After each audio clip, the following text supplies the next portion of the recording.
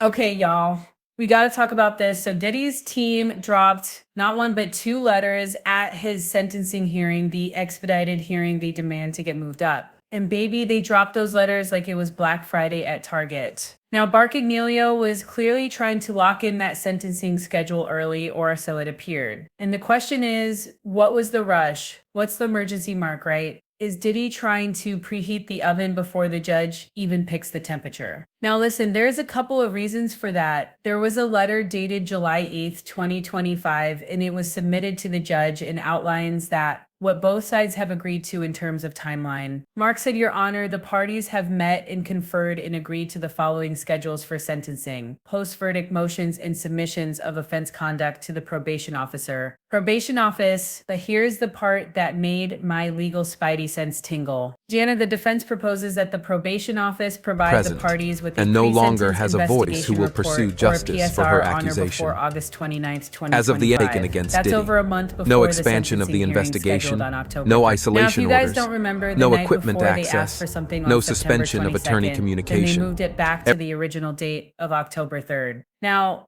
okay, and they wanted that. Now, that's not normal. It's not normal urgency. That's the we need time to spin this PSR like a DJ Khaled remix urgency. See, here's the thing. There's a strategy behind the sprint, much like Mark Agnello ran to the finish line when it came to Diddy's trial. Do y'all remember that? When it came to Diddy's trial, Mark was literally gang banging and the court docket rushing because he wanted to speed it up. Again, when the facts aren't with you, the one thing that really helps is if you speed things up.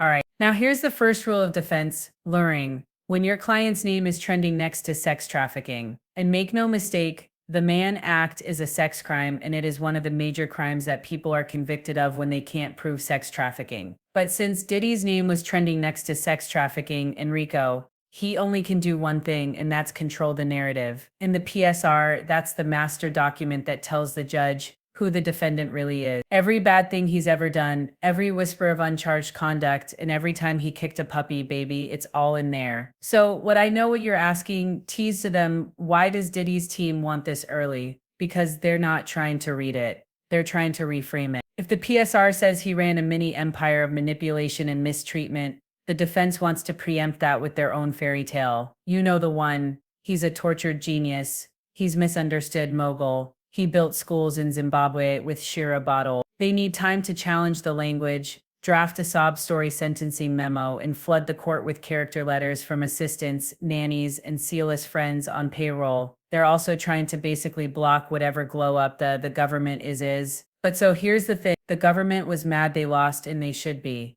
That loss was humiliating, but it also just showed that the jury was idiots. That's my opinion, people. It's my opinion. But let's go back to that letter and keep reading. Jana, the government's objections to the PSR be filed on or before September 12th. Probation office discloses their final PSR on September 8th. That gives the government, the prosecution, only 6 days to see the defense's edits and respond before the final version is locked in. This, much like the whole trial, is a procedural trap. The defense is trying to cut the feds off before they can insert more damaging facts like alleged witness tampering, obstruction. Those guns would have filed off serial numbers or an ongoing investigation. Because remember, the final PSR locks in the tone. If the defense wins the narrative war, then the judge will read it before ever touching the prosecution's memo. Now get this, and it has to be said, and this is some good news. Diddy's team is spooked, and for good reason. Let's keep it real. Diddy is not prepping like someone who expects a slap on the wrist. He's prepping like a man who knows there's a storm coming. The letter continues. Jana, the defense sentencing memorandum be filed on before September 19th. Why such a tight grip on the timeline? Because they want their sob story in the judge's hands first, and they want it to sit there undisturbed while the prosecution memo trails behind. Also, notice this little cherry on top. Jana, the government requests that it be permitted to submit its summary of the offense conduct on or before July 11th, 20, and the defense does not object. Translation: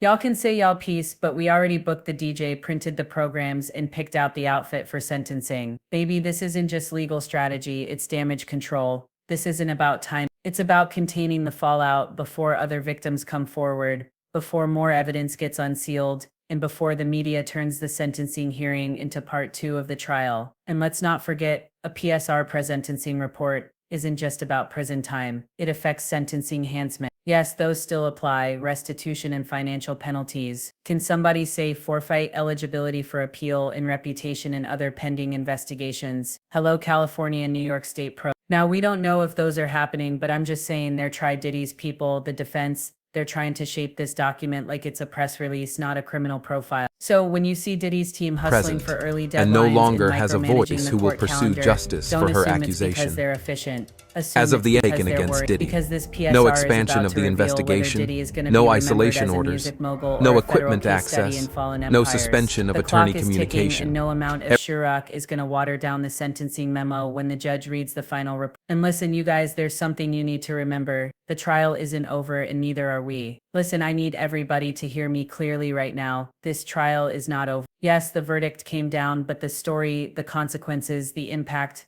that is still unfolding, and we have a say in how it ends. Let me tell you something I know from covering this every single day. The courtroom doesn't end at the judge's bench. It extends to the streets, to the headlines, and yes, to social media. Don't let them fool you. Don't let Diddy's team spin this into some redemption arc. They're already trying. They literally filed 2 letters in less than 24 hours. They're pushing for early sentencing documents. They want the PSR in their hands now so they can scrub it, twist it, dress it up in Chirac and crocodile tears and sell it back to the public like it's the truth. And why? Because they know the narrative is still in play. They know people are watching. They know you are watching. And anybody in the comments saying, move on, it's over, they're trolls. They're being disingenuous. They know it's not over. They just want us to be over it. And make no mistake, the system is watching us too. Judges, prosecutors, even those jurors, they're human. They read the comment. They feel the outrage. They feel the pressure. And sometimes that's the only thing that keeps a door from quietly closing behind corruption. Because let's not forget, a juror was allegedly discussing this case before deliberation even began, and they were discussing it with each other. They may have disobeyed the judge's orders, and when that verdict came down, it didn't sound like justice. It sounded like a vibe,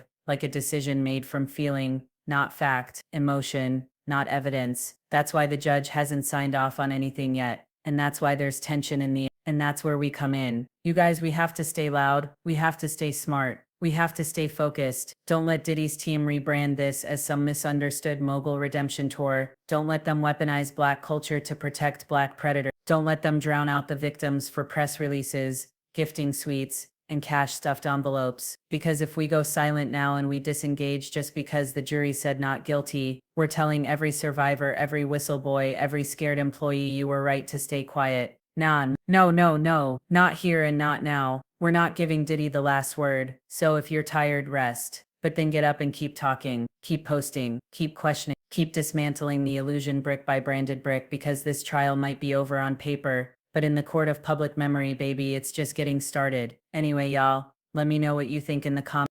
Y'all think this trial, you think this Mark Agnelio hurry up thing, do you think that's gonna work? I mean, it did work the first time, but you know what? Let me know what you think in the comments. I'll talk to y'all later.